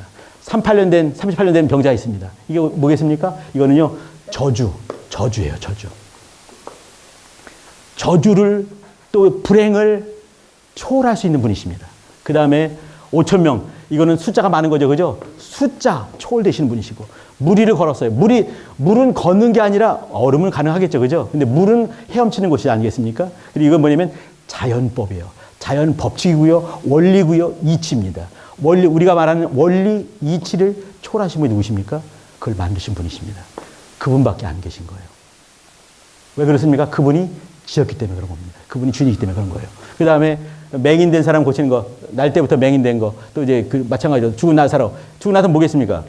사망까지, 죽음까지도 초월하신 분이십니다. 자, 이걸 가만히 보시게 되면 이거는 7개의 뭐라고 부르십니까? 7개의 재앙이라고 부르시나요? 7개의 이적이라고 부르시나요? 이적이죠, 그죠? 근데 구약에 보게 되면 10개의 재앙이죠, 그죠? 우리 입장에서 보게 되면 재앙이 아닌 거예요. 이집트 입장에서 보게 되면 재앙이죠, 그죠? 우리 입장에서 보면 뭐겠습니까? 이적이고, 표적이고, 증거가 되는 거예요. 근데 잘 보시게 되면 10가지의 재앙, 이집트 입장에서 재앙이 있는데 그 재앙의 첫 번째가 뭐였겠습니까? 물이 피가 되는 거예요. 예수님은 물을 포도주 만드셔가지고 잔치집을 완성하셨습니다. 그죠? 근데 이스라엘과 애굽에서는 뭐냐면 물이 피가 되면서 한 제국이 거꾸러지는 장면이 거기 시작이 되는 거예요. 물 얘기가 나오는 거예요. 기억해 주시기 바랍니다. 마지막 재앙이 뭔지 기억나십니까? 10가지 재앙에서 마지막 재앙이 장자가 싹 다 죽는 거예요. 싹 다 죽어가지고 그 나라 문 닫는 거 아니겠습니까? 파라오의 장자가 죽으니까. 근데 여기서는 장자 외아들이잖아요, 그죠? 나사로가 살아나게 되면서 그 집안이 일어나게 되는 것이죠. 이 얘기는 뭐냐면 출애굽기에 나와 있는 10가지의 재앙과 요한복음에 나오는 7개의 표적, 이적은 상관되는 것입니다. 뭘 말하고 싶나요? 그 당시는 뭐냐면 이집트의 신들과 하나님과 전쟁하는 거룩한 전쟁이 이루어지는 것이 10가지 재앙이었습니다. 근데 어떤 사람, 하나님 가운데 들어오지 못한 사람은 재앙으로밖에 못 보게 되는 것이죠. 근데 하나님 가운데 있는 사람, 하나님을 사랑하는 자는 그것은 뭐냐면 이적과 표적과 증거를 보게 되는 것이에요. 마찬가지로 요한복음에서는 이 표적을 통해서 이게 뭐냐면 법칙과 원리와 원칙을 초월하시는 하나님의 아들 또 하나님이신 예수님 보여주십니다. 아까 말씀드린 예수님의 7개의 선언과 7개의 표적은 이거 기억하실 필요가 있습니다. 이것은 뭐냐면 독수리의 양 날개와 같은 것이에요. 독수리의 복음이라는 게 있습니다. 뭔지 아십니까? 황소복음이 있고 사자복음이 있고 인자의 복음이 있는데 독수리의 복음이라는 게 있어요. 뭔지 아시죠? 그죠? 이제 하도 윽박지르니까 말씀 안 하시는군요. 요한복음입니다. 요한복음. 또 겸손까지 하시네요, 세상에. 완벽하십니다. 요한복음을 보통 독수리복음이라고 말을 해요. 근데 독수리의 쌍 날개가 뭐냐면 한쪽 날개는 예수님의 선언, 또 한쪽 날개는 예수님의 표적이 있습니다. 그러면서 하나님의 아들 예수를 보여주는 것이죠. 다음 보시죠. 이거는 뭐냐면 인생들이 예수님을 향해서 고백하는 겁니다. 침례 요한은 어떻게 말했나요? 침례 요한, 세상 죄를 지어하는 하나님 어린 양이로다. 침례 요한이 말했겠죠. 침례 요한도 예수님과 사촌지간입니다. 사촌지간이 아니라 아주 가까운 친척인 거예요. 마리아가 침례 요한의 엄마 엘리사벳을 만나가지고 몇 달간 그 집에 있는 거잖아요. 그죠? 생각해 보세요. 어떤 사람이 와가지고 우리 집에서 몇 달간 있는다. 우리 시험 들죠. 그죠? 하루만 있어도 시험 드는데 이 사람이 몇 달간 있는다. 근데 그만큼 아주 친한 사람 아니겠습니까? 근데 이 침례 요한이 딱 말하죠. 보라! 세상 죄를 지거나 하나님 어린 양이로다. 쫓아가게 된 누가 있겠습니까? 예수님이 거기 계신 거예요. 그러면 침례 요한의 손끝에는 뭐가 있나요? 침례 요한의 이 표시는 뭐냐면 구약 전체를 아우르는 거예요. 구약전체가 뭐겠습니까? 예수님이 하나님의 아들이다. 세상 죄를 짓고 죽으시는 분이다. 이거 아니겠습니까? 이 침례 요한이 이렇게 말했을 때 세상 죄를 지고 하나님의 어린 양이다. 이게 뭔가요? 구약 전체를 말하는 거예요. 여기 이제 침례 요한이 증거를 하죠. 그죠? 그 다음에 나다나엘이 한마디 하죠. 하나님의 아들이시오 이스라엘의 임금이다. 사마리 여자가 와 보라! 이는 그리스도가 아니냐. 이거를 그 예루살렘 여인이 말한 게 아니라 사마리아 여인이 했던 것도 기억할 필요가 있습니다. 사마리아 여인이 어느 순간에 네가 그 유대인이면서 나한테 말하니 당신은 그 선지자군요. 그리스도시군요. 이게 툭 깊어지고 탁 깊어져서 예수 그리스도까지 깊어지는 거 아니에요. 이게 영적인 성장을 말하는 것입니다. 순간에 뭐 유대인이면서 선지자군요. 그리스도시군요. 이게 순간에 성장하는 모습을 볼 수가 있습니다. 실로암의 소경 주여 내가 믿나이다. 여기 중요한 게 뭐냐면 절하는지라 이 말이에요. 주여 내가 믿나이다. 내가 인자를 믿느냐? 인자가 누굽니까? 내게 말하는 그가 곧 크니라 이렇게 말해요. 주여 내가 믿습니다 하고 절하는지라 이렇게 말했어요. 절한다가 뭐냐면 이거는 예배한다 이 말입니다. 이거는 그냥 아유 감사합니다 그 정도가 아니라 예배를 하는 그 장면인 거예요. 하나님을 향한 것이죠.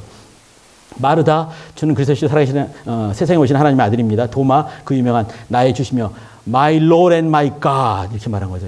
여기 이제 요게 제가 이제 그 인도에 가 보니까 인도에 가면은 첸나이라는 곳이 있는데 그 첸나이 가게 되면 그 도마 기념교라는 게 있습니다. 도마 기념교에 들어갔는데 아치가 큰 게 있어요. 근데 이 아치 큰 거에 이제 제가 한국말로 해드리겠습니다. My Lord and my God 써 있어요. 나의 주시며 나의 하나님이십니다. 이 말을 하겠습니까? 여기 도마가 그 얘기를 하는 거죠.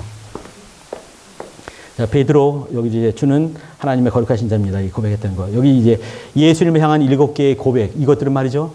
여기 전부 다가 근데 여기에 우리는 요한복음을 보고 있습니다. 근데 요한복음에는 요한이 고백한 게 없어요. 왜 그랬을까요? 왜 그러냐면 요한은 지가 지 고백을 하고 싶었을 것입니다. 틀림없이.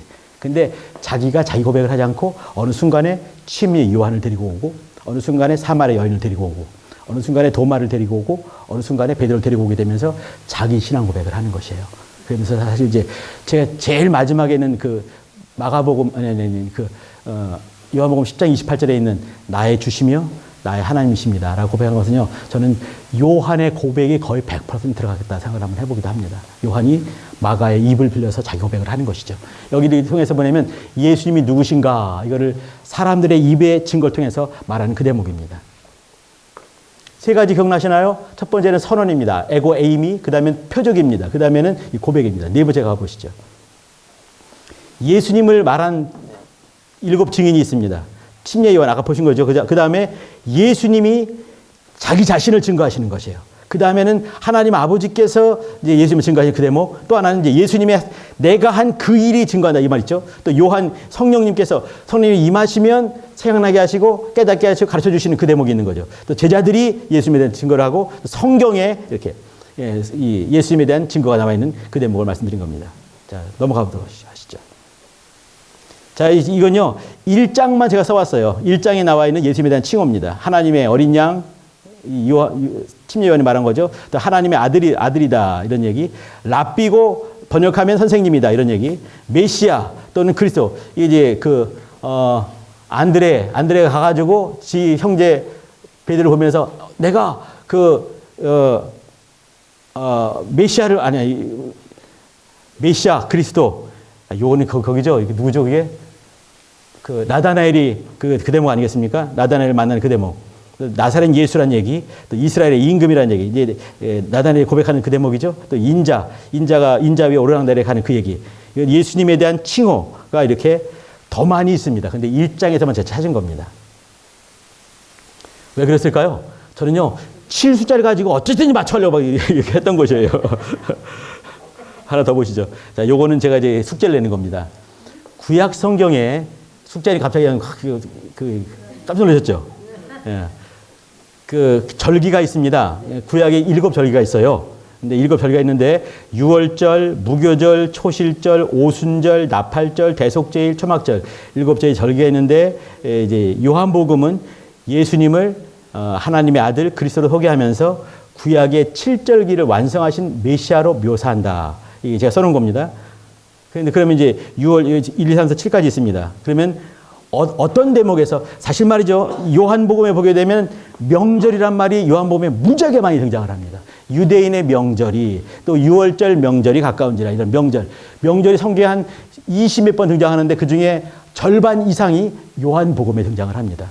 근데 이제 명절, 절기를 말한 거거든요. 근데 이제 거기 오게 되면 수전절이 있는가 하면 또 뭐 이런 절기 있지만 우리는 특별히 유대인의 7절기를 보고 싶은 것이에요. 수전절, 뭐 불임절 이런 거 빼고 말이죠. 이제 여기 이 유월절, 무교절 이런 절기가 있을 때 그러면 유월절을 어디서 찾을 수 있겠는가? 무교절, 유월절은요 그 양을 갖다가 피 가지고 문절제 바르는 그거 아니겠습니까? 그러면 양 얘기와 피 얘기가 있는 걸 보실 필요가 있는 거예요. 그러면 양 얘기가 어디 있겠습니까? 1장에 있어요. 1장에. 침례 요한이 예수님을 향하신 그 보라 시상체를 쥐고 하는 하나님 어린 양이라고 했을 때 저는 그 속에서 6월절 어린 양 대신 예수님 보고 싶은 거죠. 무교절하게 되면 이것은 무교절은 그 누르그렇지 않은 떡을 나누는 그 절기입니다. 그죠? 7일간 나누는 절기인데 그러면 중요한 게 뭐겠습니까? 떡이 나와야 되는 거예요. 예수님이 떡이라는 거 아시죠? 예수님이 산 떡으로 오신 분이십니다. 그죠? 그러면 오병이어의 이적이 나오는 6장과 뒷부분에 보게 되면 내 살을 먹고 내 피를 마시지 않는 자는 생명이 없다 말씀하신 내 살, 떡이다 말씀하신 그 대목이 되는 거죠. 초실절은요, 첫 번째 열매를 드리는 대목인데 이 첫 번째 열매 드리는 것은 첫 번째 열매, 그게 뭐겠습니까? 첫 번째 열매, 부활을 상징하는 거거든요. 초실절. 그러면 부활이 어디 나올까요? 예수님의 부활은 저 뒤에 나오겠지만 그러나 첫 번째 부활, 먼저 나온 부활 얘기가 있습니다. 언제 나오겠습니까? 나사로가 살아있는 그 대목이 나오는 거예요. 나사로가 죽어가지고 썩어 문드러진 다음에 주님께서는 아주 그냥 그 썩어 문드러지까지 시간 보내다가 나중에 오시죠. 완벽히 썩은 다음에 오셔서 살리는 그 대목이 있는 거죠. 오순절은 77절 말하기도 하고 또 이제 또 뭐가 있나요? 맥주 감사라는 말도 있지만 그러나 오순절 하게 되면은 성령이 임하시는 거죠. 성령이란 말은 성경에 여러 번 등장했지만 특별히 마태, 마가, 누가, 요한 중에서는 특별히 파라클레토스 헬라 말입니다. 파라클레토스 이건요 파라란 말 그리고 칼레온 말 또 오스란 말 이 말은 가장 가까이에서 외치시는 분 이런 뜻이 있는 겁니다. 누구겠습니까? 우리와 가장 가까이에서 우리를 증거하시고 또 우리를 보존하시고 우리를 위해서 마라손 탄식으로 기도하시는 분 누구겠습니까? 성령. 아이 고맙습니다. 성령님이신 거예요. 그러면 파라클레토스라고 말하는 어디에 있겠습니까? 요한만 그렇게 말합니다. 요한복음 14, 15, 16장과 요한 1서 1장에 등장합니다. 요한 1서에는 보혜사란 말로 등장하지 않고 대언자란 말로 등장을 합니다. 대언자가 똑같이 파라클레토스란 말입니다. 그러면 이렇게 성령을 말하는데 누군가 요한이 그 얘기를 하는 거죠. 나팔절은요, 신년이 이루어지는 그 새로운 신년이 이루어지고 예배가 이루어지고 회개가 이루어지는 그 대목을 말하는 거죠. 그럼 회개가 이루어지고 예배가 이루어지는 저는 이제 이거는 제가 자꾸 찾다가 이제 고민하다 찾은 건데 이거는 13장을 저는 봤습니다. 왜냐하면 13장에서 예수님께서 세족식을 합니다. 그리고 거기서 이제 이 살과 피 얘기를 하신 그러니까 신약으로 말하게 되면 신약의 예배의 원형들을 복음서에서는 요한복음 13장에 살 수가 있다고 보는 거죠. 그러면 거기 이제 살 수가 있는 거죠. 대속죄는 뭐냐면 속죄하는 겁니다. 예수님께서 우리 모든 인생들을 위해서 대신해서 그 대지상적 기도하신 장면이 어디 있겠습니까? 요한복음 17장입니다. 네, 네. 겟세마네 동산의 기도예요. 여기 이제 그 대목, 우리를 위한 기도한 그 대목이고 초막절도 이거 찾기 쉽지 않습니다. 그러나 초막절은 뭐냐면 출애굽을 하고 그 광야에서 초막을 지으면서 살고 있는 그 대목이죠. 그리고 초막절을 또 다르게 말하게 되면 장막절이라고 말하기도 하고 또 수장절이라고도 합니다. 수장절. 그러면 어떤 공간이 있어야 되는 것이에요. 수장한다. 수장한다는 건 뭐냐면 이렇게 저장한다 이 말이죠. 곡식을 수확해서 저장하는 바로 그곳.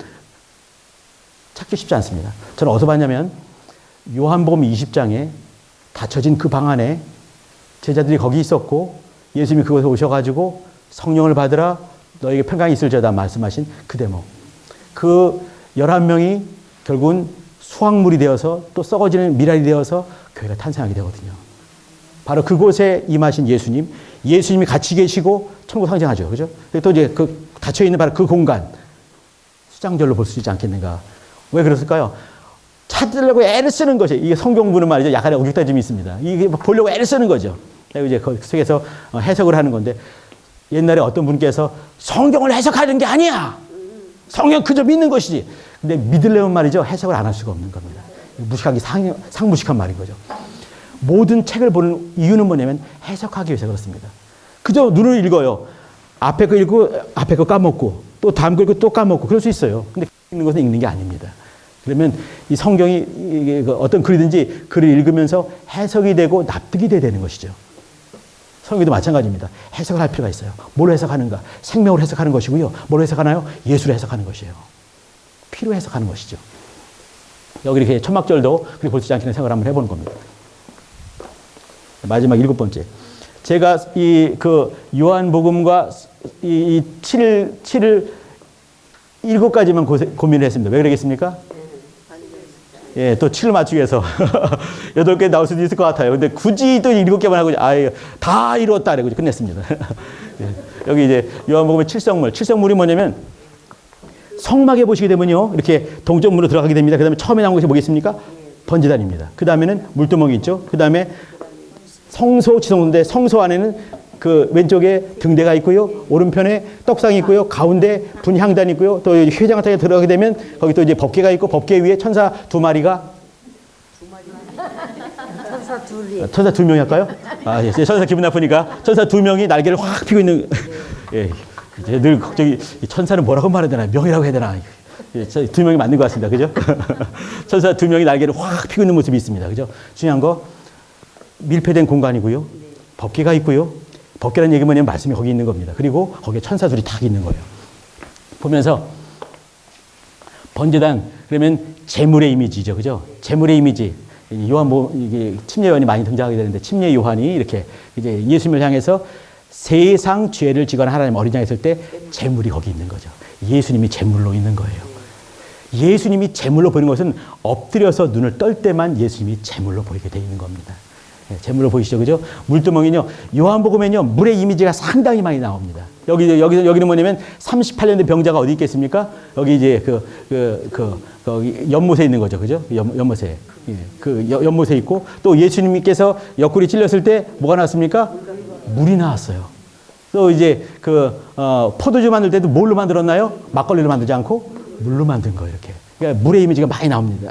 그러면 어떻게 되면 물두멍 이미지를 볼 수가 있는 거죠. 등대는 빛의 이미지인데 이 얘기는 나는 빛이다 말씀을 찾을 수가 있는 거죠. 8장과 9장 보게 되면 빛의 이미지가 찾을 수가 있는 겁니다. 떡상의 이미지, 이거 너무나 유명한 거죠. 떡의 이미지.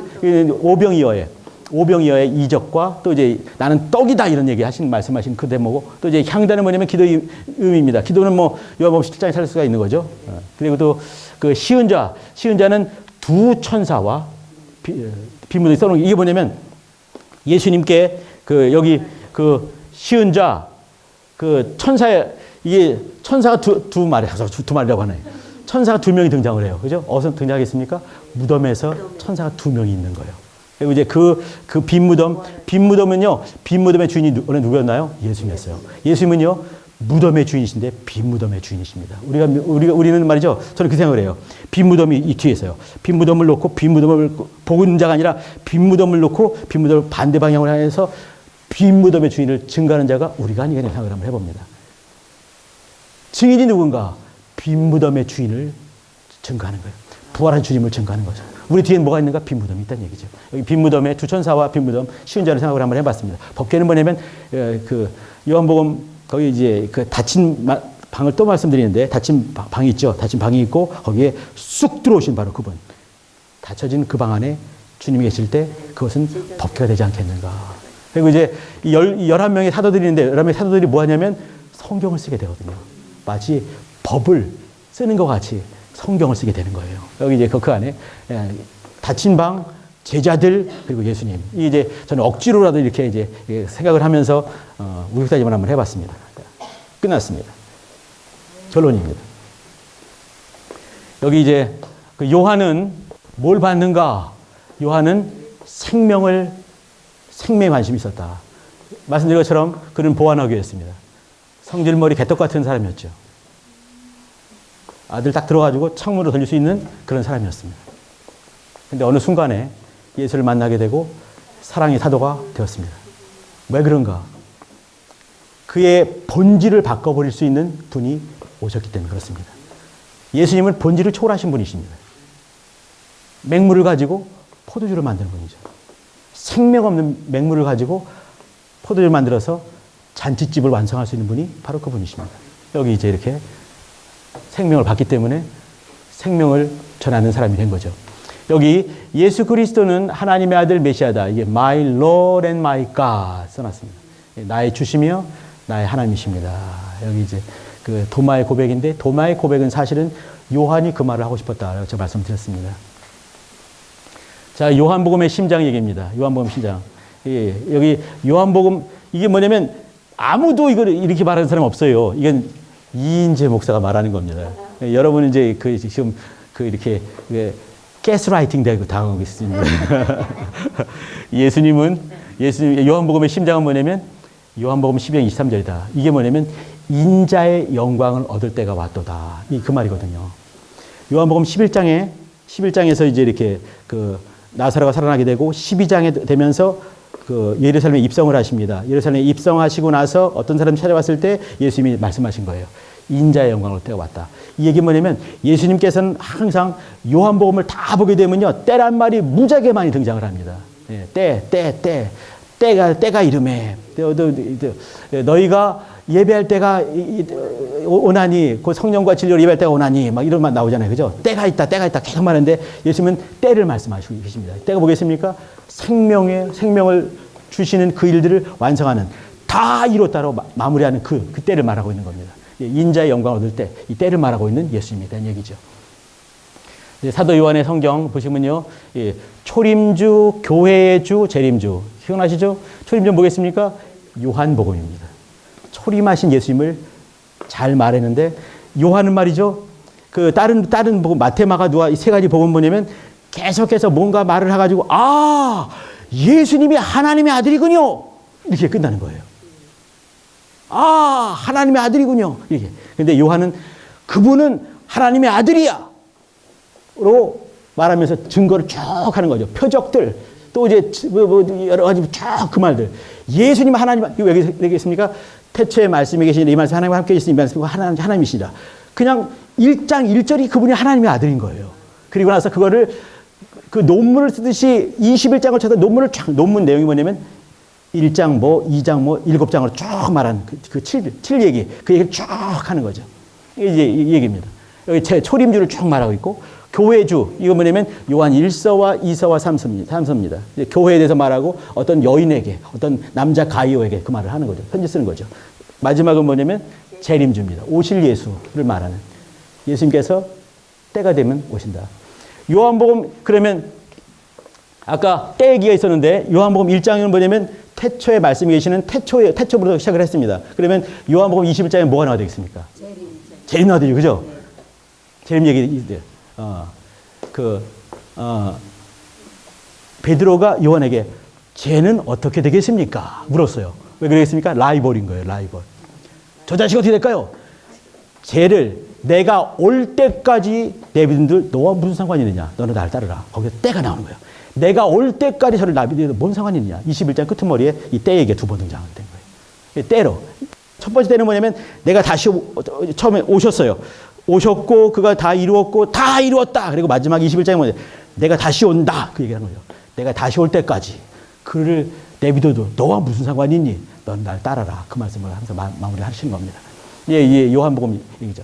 제가 이제 굳이 이렇게 7이란 7을 맞춰가지고 이제 그 7가지의 선언, 7가지의 고백, 또 7가지의 표적, 또 7가지의 칭호 얘기 쭉 읽어 했습니다. 왜 그러겠습니까? 요한복음을 그렇게 보고 싶은 거예요. 요한은 그냥 마태, 마가를 딱 보니까 이미 쓸 말들을 다 쓴 거죠. 그죠? 쓸 말이 뭐냐면 예수님께서 시험 받으셨다. 마태, 마가 철저히 나옵니다. 요한복음은 쓸 필요가 있을까 없을까요? 없어요. 고맙습니다. 왜 그런가요? 이미 써버린 거예요. 이미 써버렸기 때문에 또 쓸 필요가 없는 거죠. 그렇기 때문에 또 예수님이 족보에게 마태복음, 누가복음 이미 있는 거 아니겠습니까? 쓸 필요가 없는 거예요.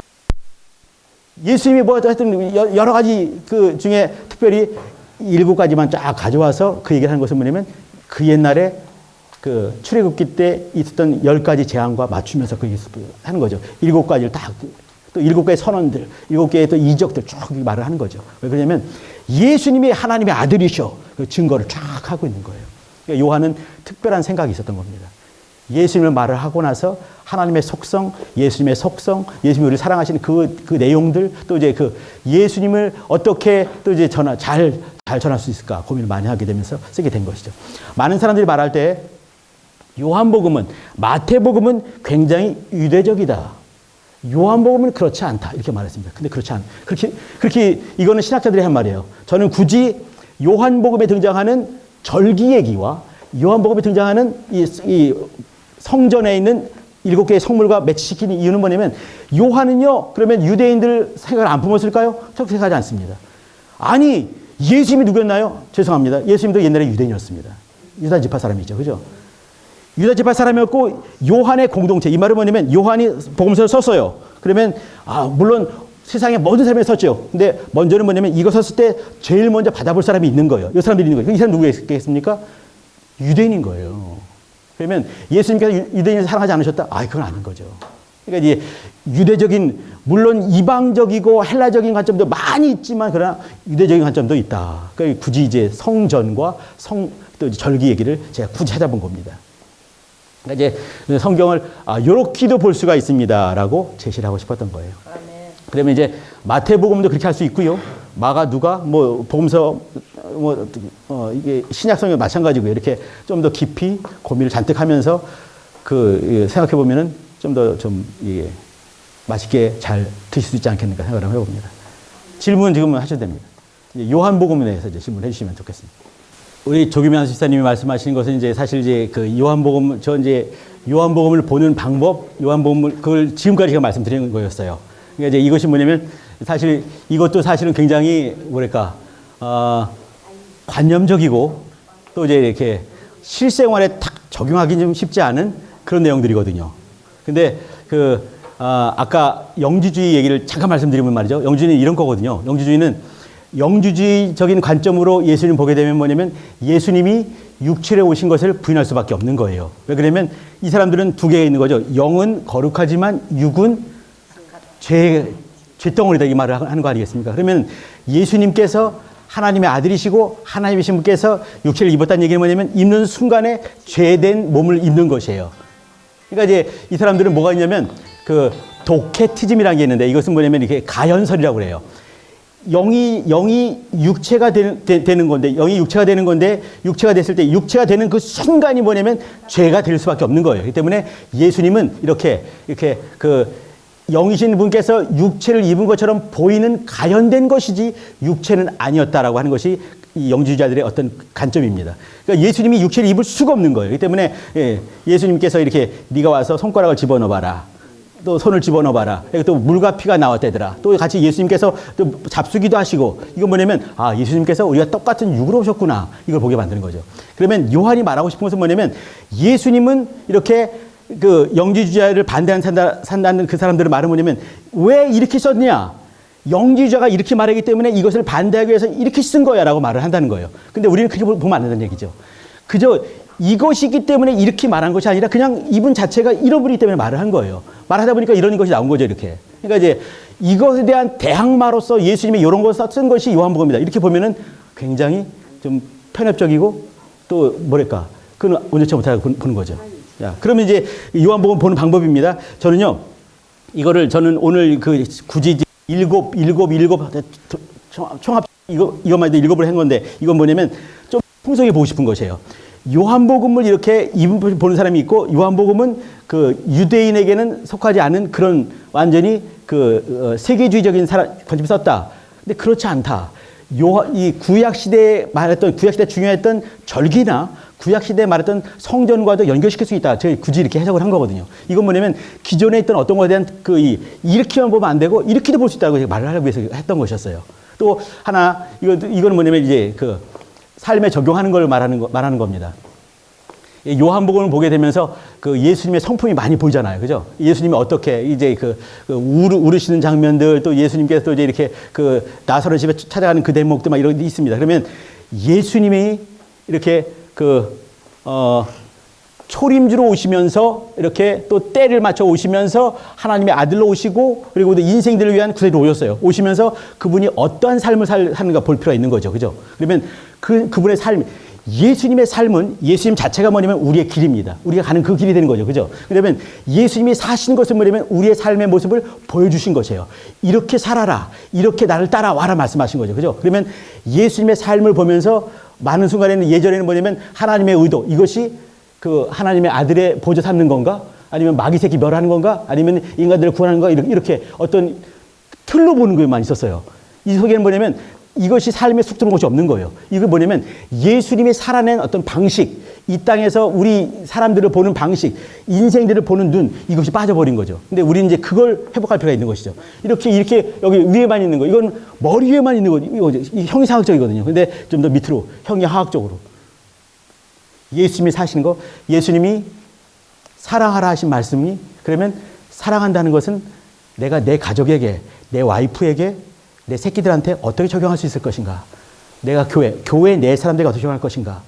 교회 밖의 사람을 어떻게 적용할 수 있을 것인가? 이거를 하루에 한 개라도, 이게 큐티하잖아요, 이렇게. 하루에 한 개라도 이렇게. 교회, 가정에서, 교회에서, 직장에서 예수님이 말씀하신 사랑이라는 계명을 어떻게 할 것인가? 그러면 내가 오늘은 내 후임 이 친구 점심을 한번 사면서 내가 은근히 한번 계획을 한번 해봐야지 한다거나, 그래서 이제 그럼 영성일을 한번 쓴다거나, 이렇게 삶에 좀 가야 되지 않겠는가. 그리고 중요한 것이 뭐냐면 예수님의 삶을 좀 깊이 볼 필요가 있지 않겠는가 생각을 한번 해봅니다. 그냥 길이다 보니까 예수님은 끝나지. 그게 아니라 예수님이 살아간 그 방식이 우리의 길이 되어야 된다는 생각이 들어요. 네. 아까 이제 여기 요한복음 10장 저에게는요, 독수리 복음 말씀드렸는데, 독수리가 날개가 엄청 크잖아요. 근데 독수리도 말이죠, 새장 속에 독수리를 키우게 되면 독수리가 거의 병아리 수준이 되고 맙니다. 창공을 날릴 때 독수리는 촉살맞게 막 이렇게 날지 않거든요. 막 날지 않고 어떻게 활공하게 날지 않습니까? 날개가 엄청 크잖아요. 근데 이렇게 그러면 날개, 왼쪽 날개만 있어도 안 되고 왼쪽과 오른쪽이 같이 있어야 되는 거 아니겠습니까? 그러면 왼쪽 날개, 오른쪽 날개가 뭐냐면 예수님의 자기 선언, 에고 에이미, 나는 빛이다, 나는 진리다, 이 에고 에이미, 또 한쪽 날개가 뭐냐면 예수님의 표적인 거예요. 그리고 이제 그 가운데 중심에 뭐가 있겠습니까? 심장이 있는 거죠. 그 심장이 뭐냐면 인자의 때가 인자의 영광을 얻을 때가 왔다. 이 때가 있는 거죠. 근데 이 때는 굳이 또 이제 이걸 적용한 분단 말이죠. 인자의 때가 어느 때겠습니까?